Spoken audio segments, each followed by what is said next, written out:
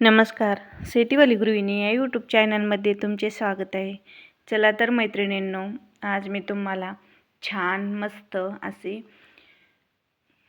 गवारीची भाजीची एकदम झणझणीत आणि शेतकऱ्याच्या पद्धतीने कशी भाजी बनवतात गवारीची त्याची रेसिपी सांगत आहे. ते पण मोजक्या साहित्यात आणि एकदम खमंग आणि टेस्टी अशी.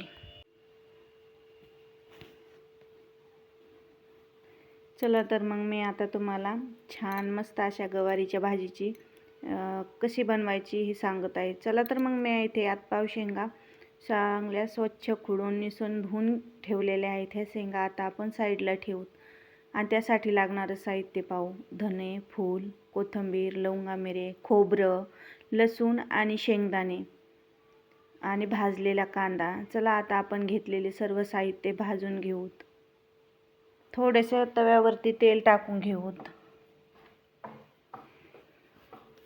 तेल चांगलं गरम झालं की आपण घेतलेलं खोबरं त्याच्यावर चांगलं लालसर असं भाजून घेऊ.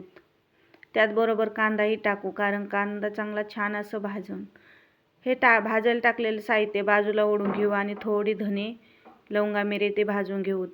एकदम छान तपकिरी रंगावर सर्व साहित्य भाजून घेऊ. आता शेंगदाणेही भाजून घेऊ. चला आता सर्व भाजून घेतलेल्या जिन्नस आता मी पाट्यावर वाटून घेते. पाट्यावर वाटल्याने एकदम छान आणि मस्त अशी चव लागते बरं का. चला आता मी घेतलेले वाटण पाट्यावर वाटून आणलेलं आहे. पाटा धुतल्यामुळे त्याच्यात पाणी आहे. पुन्हा तुम्ही म्हणता त्यात पाणी का आले. चला आता घेतलेले शेंगा कढईत टाकून छान परतून घेऊ.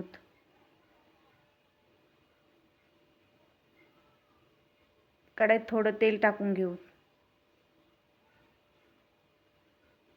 सॉरी, परतल्या नाही बरं का शेंगा. तेल चांगलं कडकडीत गरम होऊ देऊत. त्यात थोडी मोहरी तडतडली की बाकीचा मसाला टाकून घेऊ.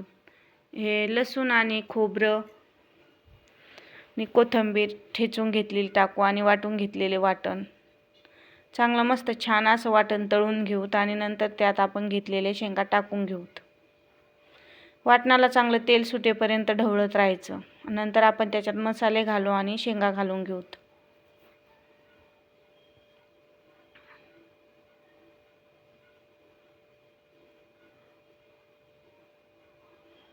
चला आता आपला मसाला चांगला तळसून निघलेला आहे. आता आपण मसाले टाकून घेऊ. चवीपुरती अंबारी चटपट मसाला, गरम मसाला, लाल तिखट आणि भुरकी. चांगलं हे तळसलं की त्याच्यात आपण मिक्स करून घेऊत आणि घेतलेले शेंगा टाकून घेऊत. एकदम छान आणि मस्त असा सुगंध दरवळलेला आहे. आता आपण घेतलेले शेंगा त्यात टाकून परतून घेऊत. छान शेंगा परतल्या की आपण त्यात थोडेसे कोमट पाणी घालून घेऊत.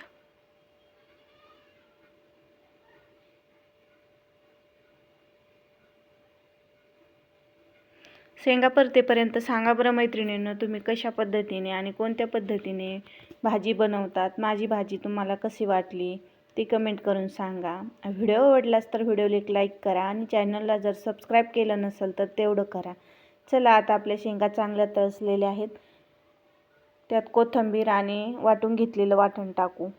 मिक्सरला फिरवल्यावरही छान लागतं बरं का, परंतु गावरान पद्धतीने म्हटल्यामुळं मी पाट्यावर वाटून आणले आणि रेसिपी टाकली.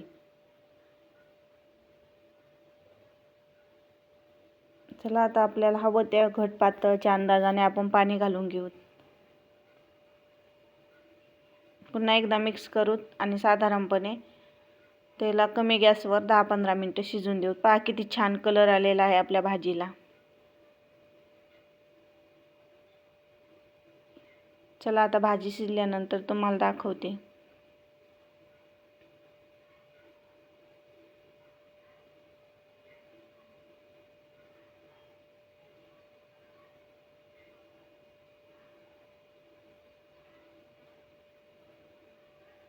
कमी गॅसवर मस्त छान अशी भाजी शिजवून द्यायची.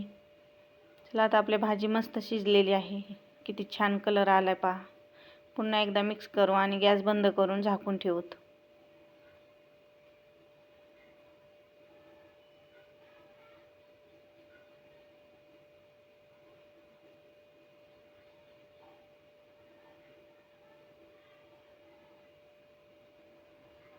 चला आता आपली भाजी शिजलेली आहे. पहा किती छान मस्त असा कलर आलेला आहे भाजीला. चला तर मग आता आपण जेवायला वाढू.